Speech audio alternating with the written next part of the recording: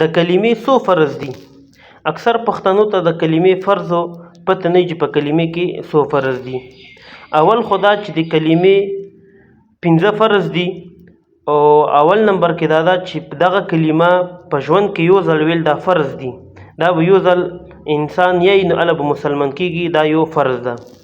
دوهم نمبر فرض دا ده چې دغه کلمې الفاظ صحیح ادا کول. اکثر زموږ پښتانه د دې الفاظ چې کوم دغه صحیح نه ادا کوي، لکه لا اله الا الله محمد رسول الله، دا در نه ده، لا اله الا الله محمد رسول الله، دغه الفاظ صحیح ادا کول دا فرض دي. دریم نمبر د دغه کلمې په معنا باندې ځان پوهول چې د دې کلمې کومه معنا دا زده کول. او څلورم فرض چې کوم دغه کلمې دعوت ورکول، یعنی بل مسلمان ته دعوت ورکول. او پنځم نمبر فرض په دې کلمې باندې عمل کول، د دې کلمې لاندې چې کوم د خپله زندګي تیرول، د الله جل شانه حکمونه هغه منل.